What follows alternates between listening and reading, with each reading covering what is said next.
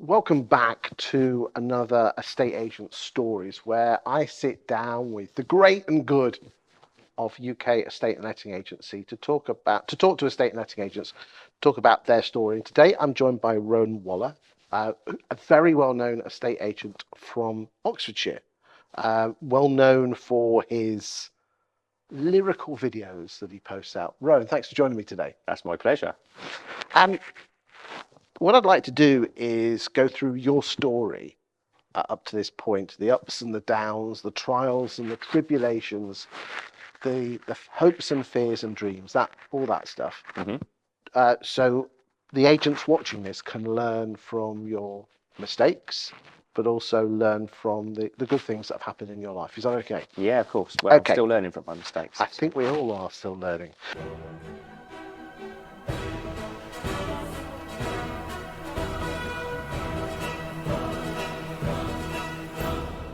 Right, so you were born in 1982 in the sunny city of Ipswich, Yeah. Suffolk. Yeah, Ipswich Town, as it were. But yeah. Okay, we'll have our cross to bear. Do you follow the football team? Well, do you know what? I did for years and years Because until they were big in the 70s and 80s, weren't Well, they? I wasn't born until '82, but yeah. But I grew up in this post-glory era where we still thought we were a big team, and never quite got there again. So you couldn't not support Ipswich Town if you grew up in Ipswich. Okay. Which is the nice thing about being in Ipswich. And then I think I eventually got back to the Premier League just as I went off to uni. And were you the only child of your mum and dad, or Now I've got two younger brothers. too young? So you're the oldest brother. I Okay. am the oldest of three brothers. Yeah. Excellent. Now I know we're going to come on to it. Your dad is unfortunately not with us anymore. But talk to me a bit about your mum and dad. So my mum's a Geordie. She left Newcastle. She's one of six, and she's the only one that left. She went to university in Warwick, where she met my dad, who was one of five, and he's from Southend. And they both met at Warwick University and got together. I think they were both the first of their family to ever go to uni. It was a big thing, actually, massive thing for my dad's family. And after leaving uni, they went to Birmingham with GRE and then ended up posted to Ipswich, where a year later I was born. GRE, what's that? Guardian Royal Exchange, that then became AXA years and years later.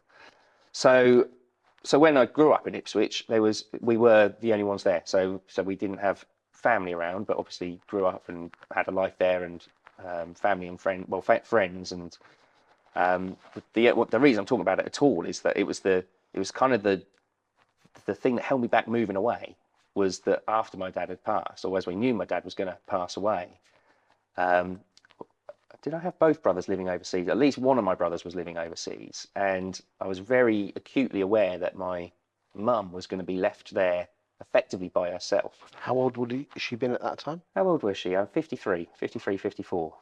They were the same age, so she was still young, and she had a massive circle of friends in Ipswich, but her family were all 300 miles away in Newcastle.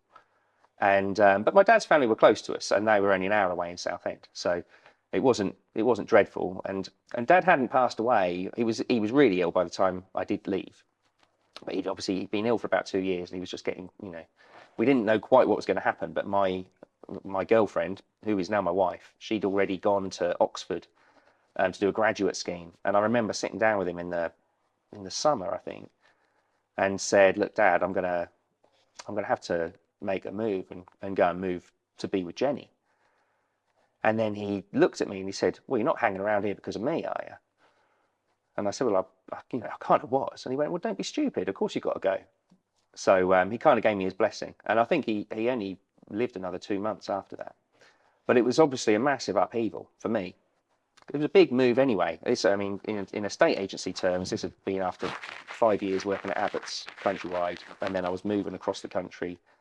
And although the plan had been to transfer with another countrywide subsidiary, I fancied independent estate agency. So I found Chancellors, which everyone would think is a corporate, but it's actually a massive independently owned estate agent. And I had been in there, and basically I got myself a job.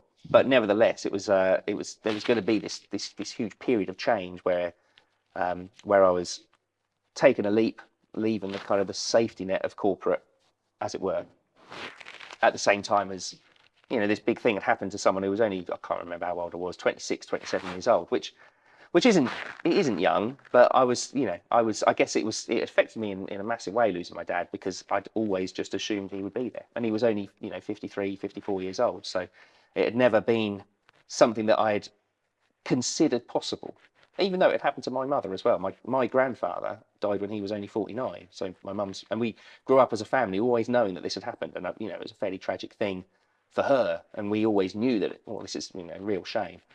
And still never crossed my mind that it could possibly happen. And then it happens to you. I said this is kind of, it's gone off on a bit of a tangent, sorry, but when it happens, you suddenly start to find all sorts of other people that it's happened to as well. And it makes you realize a few things, not least that life's too short to have regrets.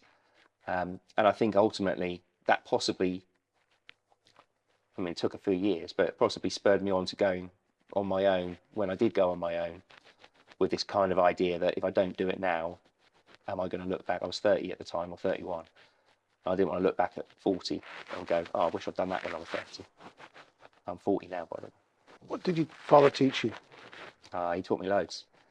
He was a really interesting guy. So my dad was, he's from a very working class background, which he'd educated him. He hadn't educated himself, but he had gone absolutely against the grain of everything else that was going on around him, and did well at school. He was really good at sports as well. He was an athlete and he was academic, and he was definitely the first person from his school ever, Eastwood High School it was, in Southend. He was the first person to ever go to university from that school, and it was such an event they gave everyone the day off. So I don't know whether it was really called Waller Day, but we call it Waller Day as a family. So it was a big thing, and he was very proud of that, and he went off to Warwick and got his degree, and then he got into business. So I grew up with a dad who was employed in a managerial position, a senior manager in GRE, marketing manager, and in fact he was responsible for the 282820 number on the AXA advert, or the Guardian Direct advert back then. And it was always, so I always knew that business was something that could give you a fairly decent life. I mean, well, he didn't run his own business. He was in business. And I suppose I'd always gone down this route of expecting that would be what my life would be, that I would try hard at school, I would do well at school, I'd then go and do A-levels, do well at A-levels, go to university, I'd get a degree, I'd go and get a good job. And never considered that would be an estate agency, by the way. And I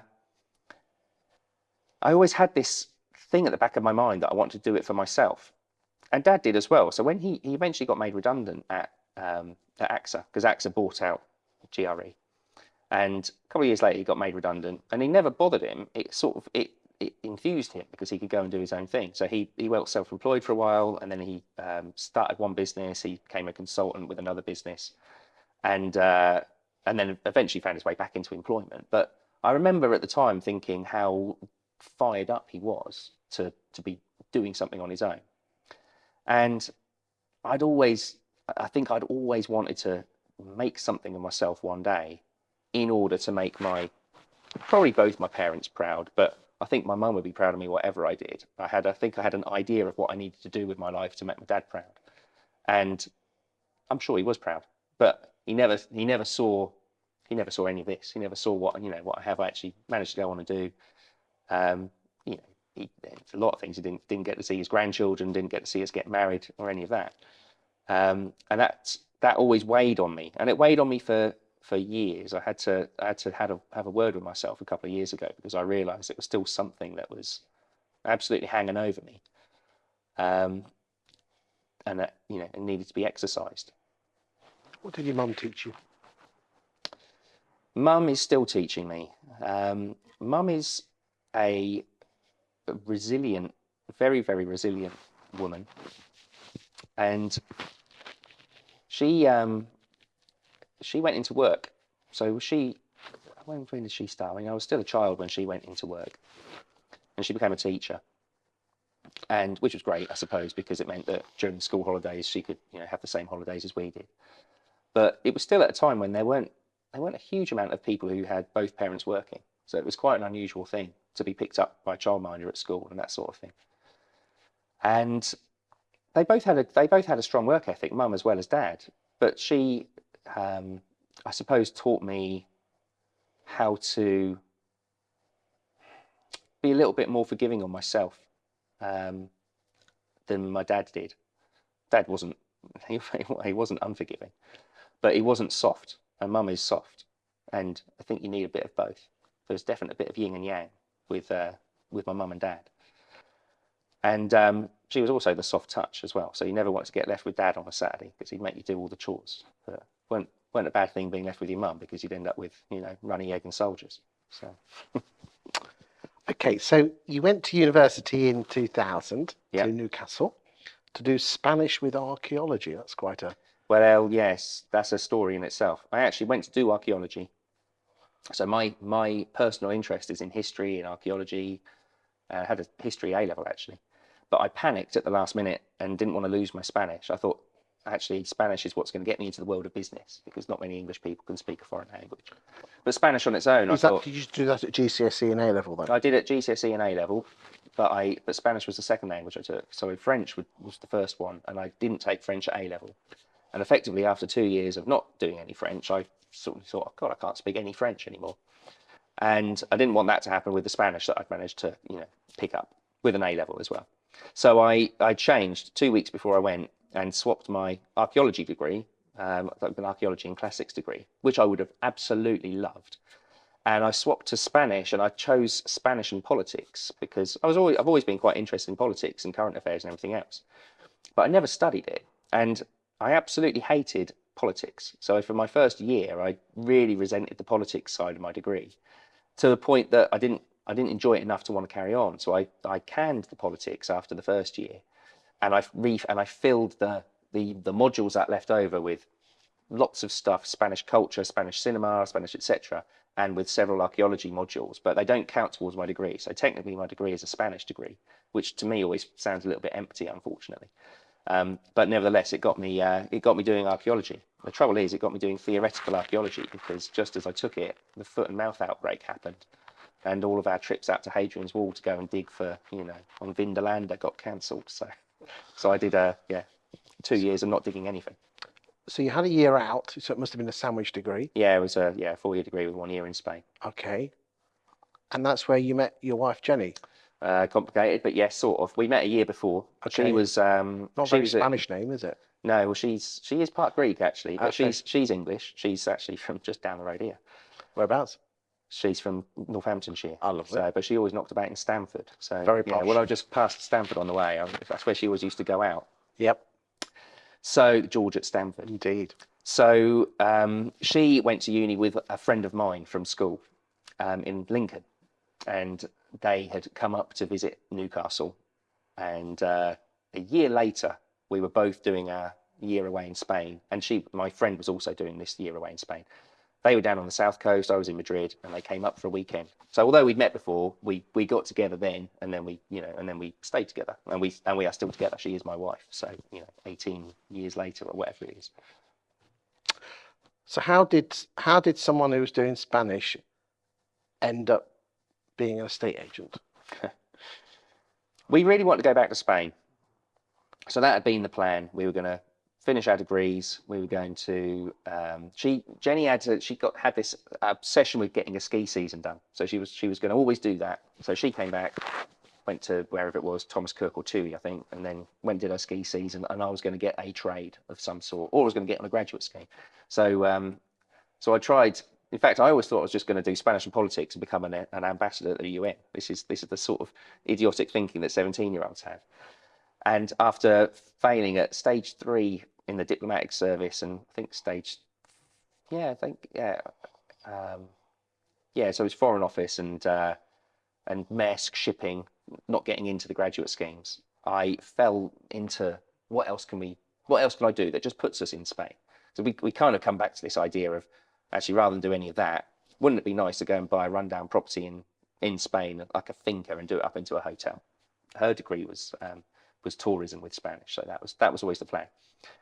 So property seemed like a way to go. At the time, the property market in Spain was absolutely flying, and there was an estate agent in Ipswich that I knew did Spanish properties, or at least I'd seen them in their window, and I knew they were a big estate agent. It was Abbott's, and it was Abbott's countrywide. I didn't know anything about estate agency when I went and applied. In fact, I didn't even know you needed to drive. So I went in, met Mark Ewan, he offered me the job, and then he said, we need your driving license. And I said, oh, I don't drive. And he said, well, like, you are going to need to drive. So go away, learn how to drive, and then come back, which I did. And then that was 2005. And by 2006, the market in Spain was starting to fall out of itself. And my dad, I think, got diagnosed. So these two things happened that made me think, okay, well, let's not do it now. Jenny had got her ski season out of the way, so she was back. We could have done, but we didn't. We didn't do it then. And then we didn't do it the next year, which is when the financial crash happened here. And then by the time we got into the next year, my dad had become, he was then seriously ill. And then it never happened. It just, life took over and different things happened and life sets its own course forward. Jenny then moved? Were you with her at the time? In Ipswich? Yeah. So she had moved. We had a little flat in Ipswich. I was then working at Abbott's in Stowmarket, just up the road. So why did she move to Oxford then? She got on a graduate scheme. So she applied. She got into the Randolph Hotel. Well, she got into the McDonald Hotels. They placed her at the Randolph, and it was a 5-star hotel. It was a very nice hotel, city centre, and that was one of the reasons that in the end it felt unfair to. I mean, I like being from Ipswich. I like Ipswich a lot, but I never necessarily thought I was going to stay there forever. So with a state agency by then, 4 years into a state agency or however long it was, kind of realised that it was a job we could go anywhere with, certainly in the UK. And conversely, it felt unfair to drag her away from a 5-star hotel to, come back to Ipswich and go work at the Ramada. Perfectly nice hotel, but totally different kettle of fish. And therefore it was a sort of an easy decision in the end. And a logical one. Oxford's that's amazing as a city. And it had never been on my agenda to even think about it. And you went with your dad's blessing, like you said. Mm-hmm. How did your mum feel that you left her? Oh, she was all right. She did the same, didn't she? She's a Geordie and she's living in Ipswich. So I don't think she ever, and she never thought that we'd stay, any of us, our brothers. So one's in Madrid, or he's back now actually, but he was in Madrid for years, and the other one's in Singapore. So you ended up at Chancellors though, not Chancellors don't belong to Countrywide. Why did you go work for Chancellors? So I went for my interview with Buckle and Ballard, which was Countrywide subsidiary in Oxford, and I'd kind of lost the feels for what I thought was corporate estate agency. And I walked out the shop after the interview and I saw Chancellors across the road on the opposite corner in Headington. And I walked in and I said, look, I'm moving up here. I've got a job across there. I don't fancy it. Have you got any jobs going? And Sydney Sidhu, who was the manager, I guess, then, said, yeah, give us your CV and we'll set you up an interview.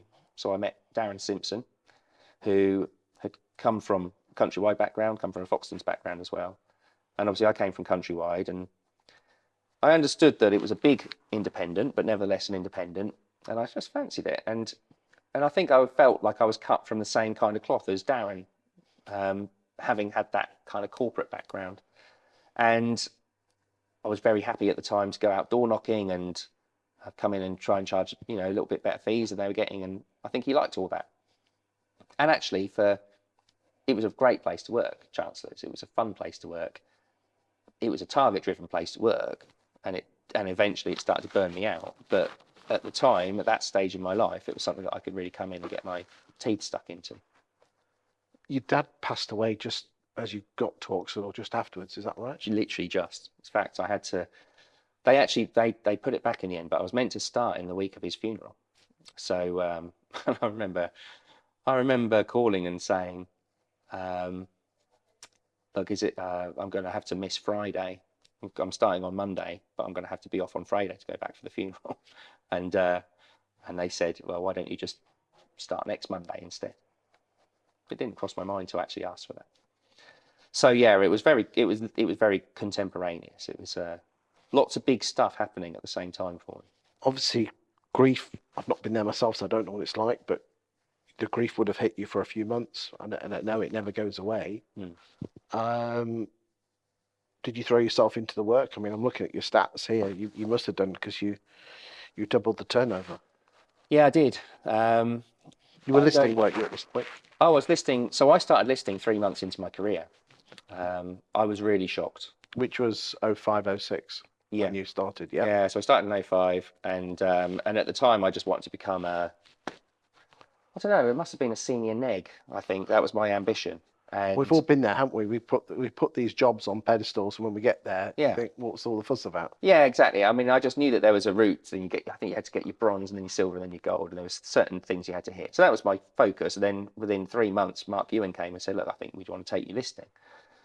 And I remember arguing about it, saying, "Well, I want to get my bronze. It's going to get in the way of me, hitting my neg targets." Anyway, I went out listing, and I remember, and I went out with Mark, and because they observe you and they sign you off to do it, and I listed my first one at full fee, and etc. And it seemed to just set me off on this course. And actually, it was a really good grounding, country-wise grounding and listing. In fact, that's what the corporates do really well is the training. It's, and Chancellors as well. And 7 steps to success and that sort of thing. And you can always, and I still fall back on those now, almost 20 years later. So I was a lister, and I was a very proactive lister, and that's what I was able to bring. What do you mean proactive? So I wouldn't say aggressive, because I just don't really agree with the word, but some people would call it aggressive, because it involved door knocking. Now, door knocking is something I can barely bring myself to do nowadays, but at the time I was very happy to. And you have to door knock in the right way. But I went out, and that's what I started doing: door knocking and what you call touting, so writing letters to people. And I don't want to say that it wasn't what Chancellors were doing. I'd certainly say that Chancellors were probably promoting it and saying this is what you should be doing. But I'm not really sure that anyone had seen anyone come in and do it. And that's what I was able to just come in and do. And we started taking on stock, and we started, getting more sales done. And then when the numbers were up, they gave me an extra neg, and we just grew it, and we did. We doubled it in year 1 from 150 odd grand to 300 grand, and then by the end we were turning over £500,000 out of Abingdon, which I'm not sure had ever been done. I don't think it had been done. It certainly hadn't been done for years, and it just showed what could be done. You said earlier on that towards the end of your career in Chancellors, nothing against Chancellors, you felt a little bit burnt out, which would have been around 2012, 2013. Yeah. What did you mean by that? Well, I don't know how much of it was in my head, but I mean, Chancellors. Well, I want to be careful about what I say. Really, I got in my head that Chancellors was doing things wrong. That it was very target heavy, and it was about phone call numbers, and it was about generation. But I don't want to. I really don't want to go down that route, because quite quickly after I left, I realised that Chancellors are absolutely honest about what they are, and you have to either be on their bus or not. And it was me whether I was always wrong for it, but I'd certainly become the wrong. Is that because you were in your early 30s, you'd married, and we had a baby as well at that point? That changed you in a good and bad way? It had, yeah. I guess so. I mean, I suppose these things sneak up on you, and you realise you've changed as Jenny still at the hotel at this point? She was still at the hotel. Yeah, she was still at the hotel until we had our second baby, by which time I was self-employed. So yeah, I think there was one week. So when Layla was a baby, and I think this was symptomatic of it. Now, were Chancellors making me do this, or did I just have this sort of type of personality that felt I had to do everything? I don't know the answer. But there was one week where I put Layla to bed on Sunday, and the next time I saw her was the following Sunday morning. even though we lived in the same house. So every morning I was up at whatever 6:30 and out the door by 7 before the baby had woken up, because I was going to work before 8 o'clock. And every night that week I came home after she got to bed for a whole week. And I think it was a particular week where the assistant manager was off or something. Where it was a stretch. You're week. still valuing at this point, or had you made branch manager? Had you been? Yeah, no, branch manager is just a valuer, right? Yes. That's the thing. So branch manager, I think that was part of my issue. I had all these things I needed to do as branch manager, but at the same time I had to, and my targets were to list 40 a month and to do 140 valuations. And I think this is where I started to, my head was getting in a spin, because there was just not enough hours in the day, or I didn't think there were, to do all of that. Because to do 140 valuations, you need a lot of hours in a week. And to do the follow-up on those valuations, to do the letter writing, to do the touting that I also want to be doing, and to manage 4 members of staff and do one-to-ones and do, you know, probation meetings and everything else that went with it. I was just gonna, you know, I got to the stage where I was just breaking. And 140 hours a month is good going, especially if you've got to run a branch. yeah, and I was doing, I mean, well, I'd say I was doing it. I was doing that volume. We were hitting those numbers, but it was killing me. My skin was grey. I was, you know, it was a hard. Did your place to boss be. know that this was happening? Yeah, yes. Now I love my boss, and he's a really good mate of mine. And I think that, I don't know. I don't know what to say about it really. I think that there's a lot of expectation, but do you just put a lot of expectation on yourself? I don't know. I thought that I had to do everything. Is that because you're a perfectionist? Probably, yeah, I guess so. I mean, yeah. No one can do it as better as you, so you might as well do it. I think that, well, whether they could do it, yeah, I don't know whether I thought that I was the best at doing it necessarily, but I did think that if I did it, I know it was done. Are you pretty shit at delegation then? No, not now. Not now, but at least you learnt. Yeah. When did the idea of starting your own estate agency come into your head? It happened in an epiphanal moment. So actually, I got took away by Chancellors for their ski trip, February 2014. So I, you know, won the annual awards the year before or whatever. And this is what Chancellors were really, really good at. So they were really brilliant at rewarding people doing well. And I always did do well, and they always rewarded me for it. So several nights out in London, etc., etc. And then I snapped my cruciate ligament. So I think I'm the only casualty on a Chancellor's excursion. But yeah, last day skiing, someone who couldn't ski, fell down a mountain, snapped my knee, and needed to have a graft, which meant 2 weeks off to recuperate. And it was in that time that that I suddenly decided that it was the right time to do it. So a blinding flash of, I don't know, the obvious, I don't know. But there was nothing that particularly led up to it apart from me having time to sit there and think and go, actually, why don't I do this for myself? And it was really to prove a point. It was to do something that was in a very different way. I wanted it to be prove different. to who? I think prove to possibly the bosses, because I wouldn't say that I was happy with all of those numbers that we were having to hit. And I was trying to say, this can be done in a different way. And it could be done in a more personal way, rather than feeling like everything was just a template to fit to. And that's what I wanted to go out and show. What did Jenny say to you? I mean, the mother of your 2 children, she'd given up work to look after your kids. Well, she actually had gone back to work. Okay, so she's working, and we only had the one at the time. But she was really supportive, and my mother was as well. So you do need that. You need family backing to go self-employed. And I don't mean money necessarily, although that would help. But I mean you need them.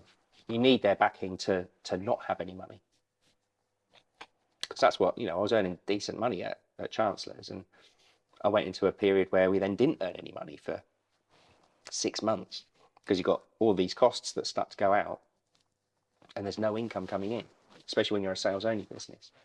So it was important so I had to get their permission. I mean, you know, they gave it very willingly, but I did ask for it and said, look, I want to do this. will you support me? I literally had that conversation in my grandmother's dining room and remember it, and remember both of them saying, yeah, of course. So I did it. And it started with a call to Rightmove to say, how does this work if I want to go and do it on my own? And then a helpful account manager getting in touch and talking me through it, and buying a laptop, buying a camera, and that was it. It was away.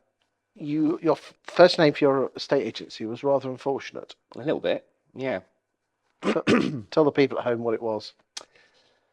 Well, the River Thames runs through Oxford. In Oxford, that stretch of the River Thames has a different name, and there's lots of businesses in Oxford that name their company after that name. So it's a fairly recognisable brand. And I thought, if I call my estate agent that, I'll look like I exist already. People will go, oh yeah, I know, that rings a bell. So I incorporated ISIS Estate Agents on the 6th of June 2014. And then on the 8th of June 2014, ISIS invaded Mosul. And that came out of the blue. And I started to think, I hadn't opened it by that point. But it was an immediate question, is this the right thing? So I was Googling ISIS, and nothing came up about the terrorist group. It was all pages of ISIS, the goddess in ancient Egypt, or ancient Rome, don't know, and ISIS, the river in Oxford, and the second boat crew, and everything else that goes with it. So I stuck with my guns, and then by the end of the month, they changed their name to Islamic State, and I thought, this is going to be all right. But although they changed their name, the media didn't. So by the August, it became really clear that I was going to have to do something. I thought I was going to have to do something. But I'd already got all my marketing planned and printed, and magazines ready to go out. So I had to launch with it. So I launched with it. I actually got 2 instructions as ISIS, but I'd already made a decision to change. So it became Wallers of Oxford, which sounded rather grand at the time. And that was just me and myself and a laptop and a mobile phone in a virtual office for the first year. And then by the time I decided to open a branch, which was a couple of years later, I thought, well, let's try and go a little bit wider than just Wallers of Oxford. Let's call it Wallers Estate Agents, and then we can sort of cover a bit of a wider territory and not be tied. So talk to me about the first couple of years of starting your estate agency. What would you do differently in hindsight? Yeah, so I think that launching with no money is really difficult, because it hampers you being able to get your name out there in the old-fashioned way of marketing. I think nowadays social media's come on miles since 2014, but there were still things I could have done back then that would have allowed me to perhaps build some personal reputation and personal brand, is what we call it nowadays, that I hadn't put any effort into doing. Or rather, I hadn't put any effort into doing it in the area where I was going to be opening, which was Oxford as opposed to Abingdon, because I was embargoed from dealing where I'd been, trading. And I didn't want to either. I didn't want to go and step on the toes of the people who I worked for. So it meant going out with an absolute cold start and trying to get into people's, onto people's doorsteps and build some, and convince people to go and use something that they'd never heard of before. And use a person they'd never heard of before. So I think I could have done, a lot of reputation building, brand building about Rowan Waller, who Rowan Waller is, why Rowan Waller's got something to say about property. And I didn't really start doing that even in my, as a self-employed estate agent until the last couple of years, really. So that would have been useful, and it also can be cheap. You don't have to spend a fortune doing it. Whereas because I'd come from a corporate background and a high street background, everything we do on the high street costs money, lots of money. All the marketing that they're doing, that I'd been educated, indoctrinated in, and thinking this is the way to do it. I have to go and do what they do. Newspaper adverts and magazine spreads and all the stuff that costs a lot of money, but actually you don't see very much return for. So you can go and spank a load of cash with no reward for it, and then the reward starts to come from fees down the line, but whether they ever came from those adverts or not, I doubt. In fact, the thing that really came from was networking. So networking for me was my lifeline and my business saver. So I started networking really, really early on, and I'd never heard of networking, or rather I'd heard of networking. I just thought it was this sort of weird, grubby thing that people did. And it's a grubby word, I think, because it sounds very self-serving. But it doesn't have to be. Networking, actually, done in the right way, is about giving. It's not about receiving. And I embraced that. I went along. I think one of my advertisers said, "Have you ever done any networking? Why don't you come along? We have this breakfast meeting at 7:30 in the morning." I'm like, "Oh, really? 7:30? That's early." And I like breakfast. Do you like breakfast? So I went along to that, and it was fun. It was in a pub. There was 20 people, and they did a bit of a round robin of who they are and what they do. And there was a mortgage advisor there, Mark Kavanagh of MK Mortgages, and I sat with him, and we obviously had some related business. And then he said, "Have you ever heard of BNI?" Well, I said, "No, I never heard of it." And honestly, his eyes lit up, and he said, "Oh, well, I go along to this thing called BNI, and why don't you come along?" And it's 6:45 in the morning, which sounded nuts. But I went along to that, and it was similar sort of thing, but obviously it's I guess it's the thing that all of these others emulate. Came from America, however, maybe 20 years ago probably. And it's just done in a very formulaic way. And I liked it, and it gave me something to, and I joined because I've been so used to a corporate or a big independent that effectively feels corporate to a certain degree, where you have a structure. That's the point. It gives you a structure that you follow. And I didn't have that. I had nothing that was structured. Whereas at least being in BNI meant I knew that on Friday this is what I did. And I know when I get there, these are the things that we're going to do, and I have to have my 60 seconds prepped, and I have to come with some business for people. And I loved it. And I did it for 3 years, and it's the best return on investment that you can get. And I think any estate agent could get if they're going self-employed, because people will give you work and they'll look out for you. And that's where it came from. That's where my business came from in the first year, second year. By the third year, when I was opening a branch, I kind of realised it was never going to make me more than the same. I made the same amount every year from it, but that amount of money was never going to be enough to keep me going when it was taking up 40% of my time. So it fell by the wayside. But for the first 3 years, that's where the business came from. Eventually, you got an office. Mm-hmm. Was that a wise thing? Well, I don't know. I mean, it costs a lot of money, and I really believe in the high street. I believe in the high street in general. I believe in shopping on the high street. I wish there were more butchers on the high street and greengrocers and everything else. And that's what we're losing. But I believe that estate agents can be a real force for good in a local neighbourhood. And if they're on the high street, they become a recognisable, I don't know, just a location, not necessarily a destination, but they can be if they're done the right way. So our first office, I always say our, even though it was just me. But my first office was in Summertown, where there's 10, 11, 12 other estate agents. So Summertown is like a suburb of Oxford. It's a mile out of the city centre, so it's not very far out. But there's a couple of estate agents in the city centre, but generally speaking, not, because it's a very pedestrianised city centre. So we have neighbourhoods: Summertown, Headington, Cowley, etc. But Summertown is the more salubrious part of town, so that the average property price per square foot in OX2 is higher than the rest of Oxford, and therefore all of the bigger agents go to Summertown. So you've got your Knight Franks, your Stratton Parkers, and Stratton Parker only moved there recently actually, but Carter Jonas and Savills, etc., and a few others. And what I wanted to be is my local high street. It happens to be.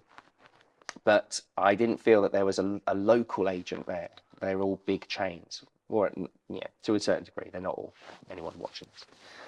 So I thought, well, I'll go in and I can be an everyman estate agent for North Oxford, and try and capture that market share. The agent that can deal with what I would consider the sort of the general market, the mid market, and do it well, but be someone that they can feel wants their house, rather than if they walked into Savills, for example. Savills would say, look, politely, well, this isn't the sort of property we deal with, for example. So that was the plan. And by that point, I'd had a serviced office in Summertown, but although I'd go down there at 9 o'clock in the morning, by 9:30 I would fancy a coffee, and I'd walk out, I'd bypass the kitchen, and I'd head across the road to a lovely little cafe. It was called the Wine Cafe, actually. You only drank wine after 4 o'clock in the afternoon, don't worry. So it was leather tub chairs, and it was, you know, kind of a bistro feel. And I could get there and I'd sit there and I'd work. I'd work from there for hours. So when I took my shop, I wanted it to still give me the feel of working there. So we set up the shop where we had a pod of desks at the back, but we set up the front a bit like a cafe. So it was leather tub chairs and leather sofas and bistro tables and coffee tables and a swanky coffee machine. And we would welcome just members of the public just to come in and use it as a bit of a hub. And people who I knew from networking, from business, etc. And people would come and hot desk there. And it was a great way of doing it. So it became a bit more than just being an estate. It wasn't a bank of desks just looking at you, you know, as you walk through the door. And that was a bit different. And so going on the high street, yes, but I wanted it to be something that was a bit different and offered the public something that was a little bit more than what I felt they could get from just walking into a normal estate agency. So something that was a bit more community driven. And when we took our second shop, we then mimicked the first one.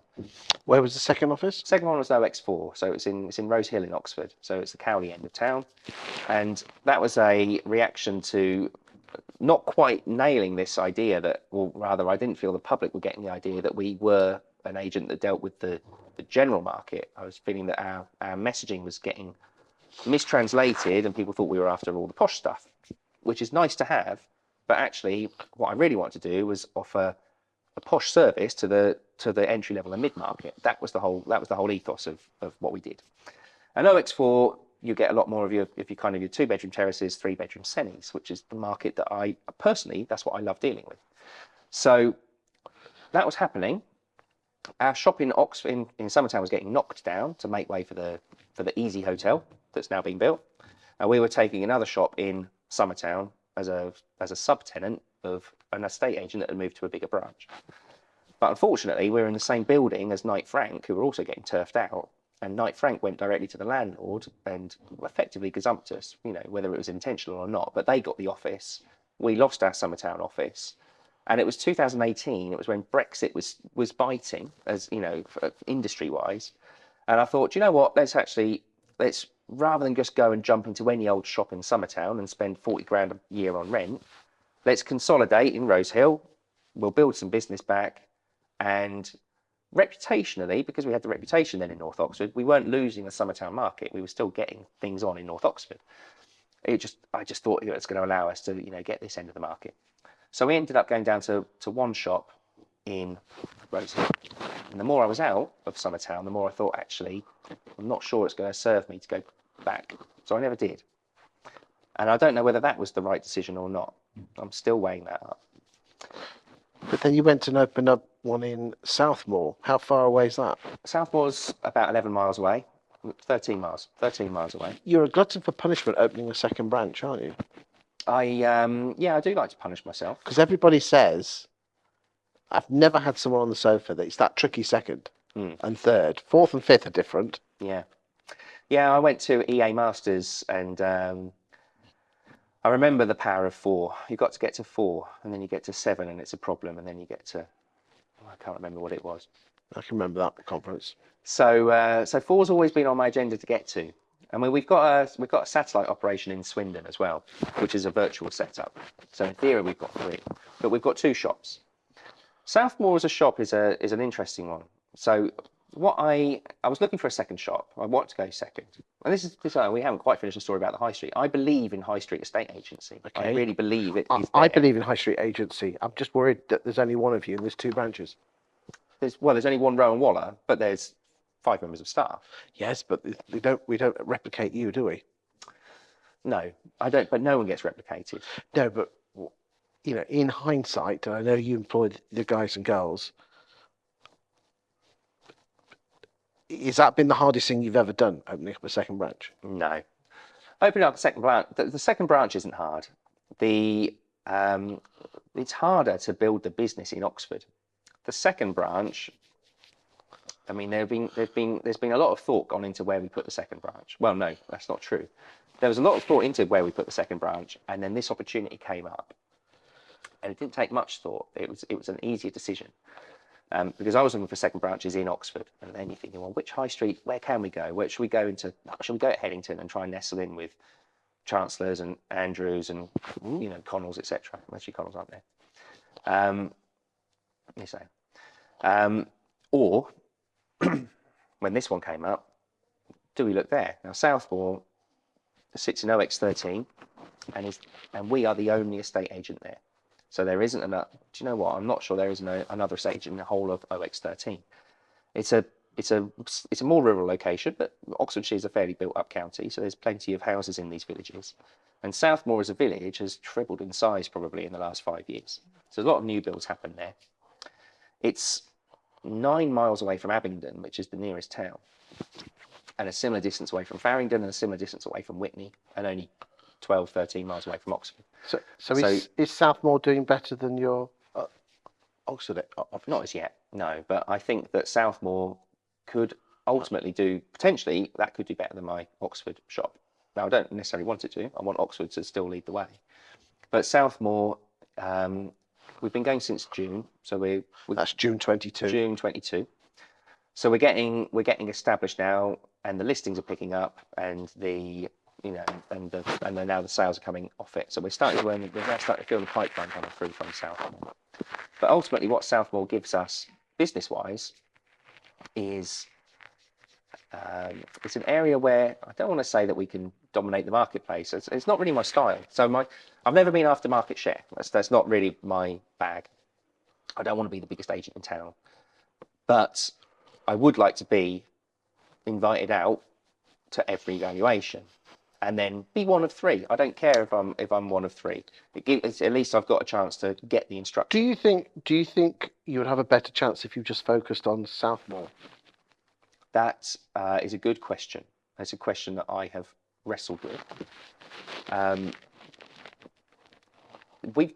It's a sort of a philosophical question, because we've got 5 years of lease left in Oxford. So, and Oxford, it makes us profit. So it's not something that I need to do in a hurry. But there'd be a different. I could focus attention on Southmore. You wouldn't. Yeah. So there's a way of just turning Southmore into, if I needed to, a business in its own right. Yes, it can be. But my long-term plan, my long-term goal. Well, these are the last 2 questions I want to ask. Is what is the future for Rowan Waller? Yeah. Well, who knows? Because my future's changed so much in the last 9 years. 42? No, I'm 40. 40. Yeah. I'm just haggard. My plans changed. So when I first opened, I didn't necessarily think I was going to get to a shop. I thought I might just have a virtual operation. Then I started to want a shop, but I thought I'd only have one. And then people get in your mind, and they start, telling you what you need to do and what you can do, and then you start to believe your own legend, right? My wish for Wallers is that I could grow it into a networked estate agency of maybe 6 or 7 offices. So that became the plan. And it would still be an ambition. But I've learned over the last 3 or 4 years to temper my enthusiasm with a dash of reality.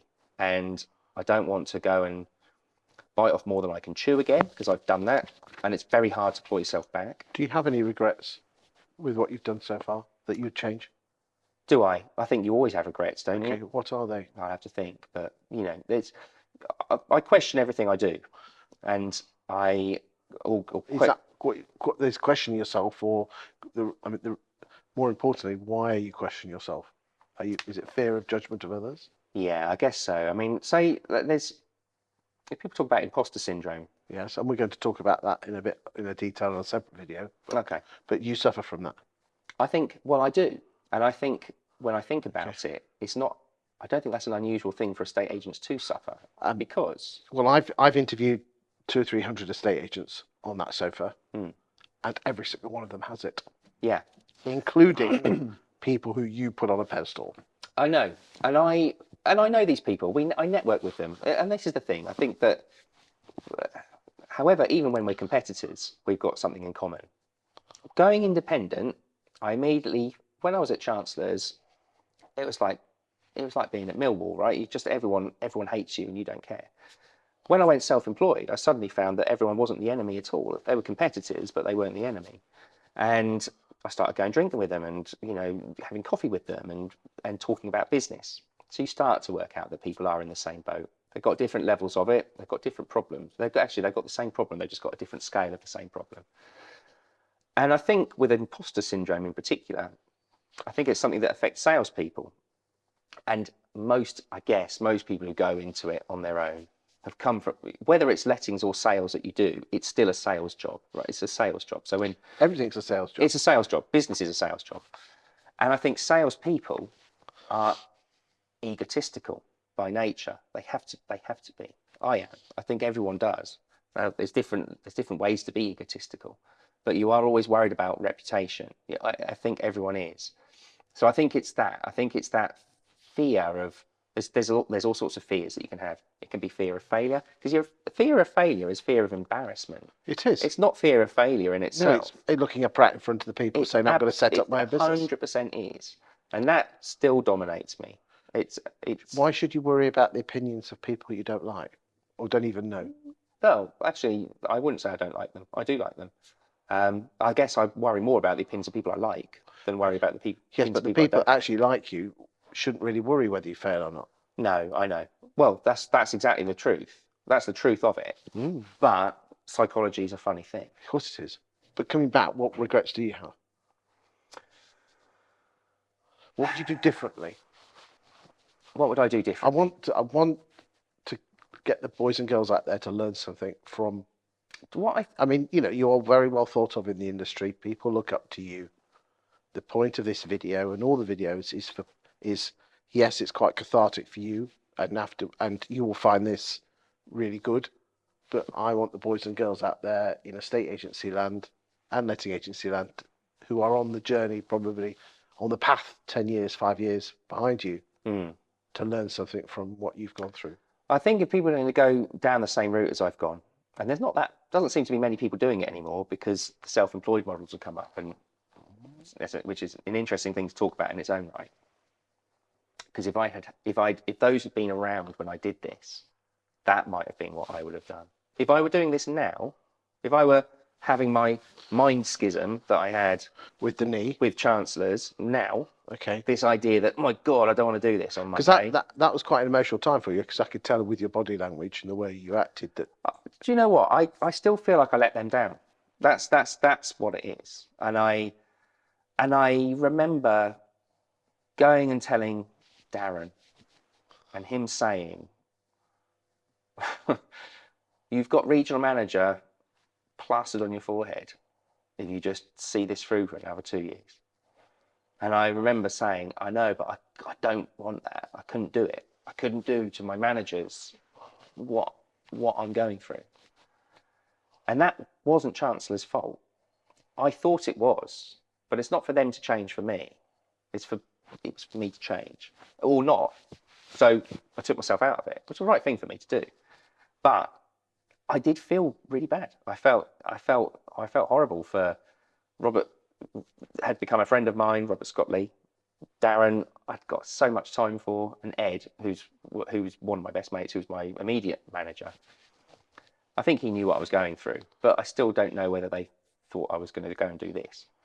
But I felt like I'd let them down, and I felt that I'd let myself down to a certain degree as well.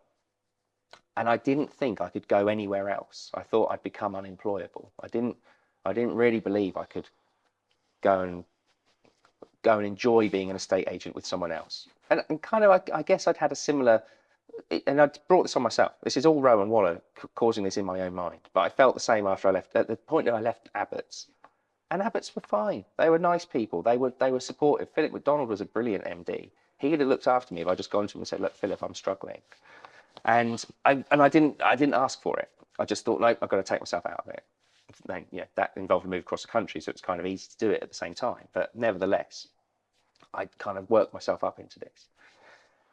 If I were going through that now and was going to do it, I would look at, say, EXP or one of those other, Mr. and Mrs. Clark, for example, which I think offer a really clever, low-risk way kind of low cost way of going and doing it and building your reputation, doing what you want to do. But that hadn't really come out. I mean, I hadn't actually heard of purple bricks when I did this in 2014, and I think they existed. But there's a couple of things that were sort of coming, like Turtle Homes or Express Estate Agency, maybe those sort of virtual models that I thought, well, I could do a virtual, but make it personal and virtual, make it about a local virtual agent instead, and that's what I did. And one of my regrets is not pushing that model, not really driving that virtual setup. Going high street was on my agenda because I'd been high street, but I could have grown my business without going high street, without going the cost, getting into the cost that high street just inflicts on you. And it's massive. The costs involved are it's horrendous. My outgoings are horrendous every month. And they're in fact, like, if I'd known that was what I couldn't have coped with those costs when I first set up. I wouldn't have been able to even think about doing it. So you just change, and your business grows, and then all your problems grow with them. So you never get out of them. But I think that I wish that I had gone, actually, how can we do this? Could I get more space in this serviced office? Get a team of people in with the low costs in the serviced office, and get 3 people in, and maybe even get 3 people in going and earning their own money under my brand. And there's plenty of people who are now doing that, who are making fortunes off the back of it. And I never really thought it was possible. So that would be a regret, but it's not a regret I dwell on at all. No, well, you can't go back in time and change it, can you? So you're going to go forward. Thank you for your time today, Rowan. Been an absolute star. In separate videos, boys and girls, we're going to go and look at some individual topics, short and sharp. But I hope you've enjoyed this video. I've enjoyed the chat, and it's great to hear from you, and I wish you well in the future. Thank you for your time today. Thank you.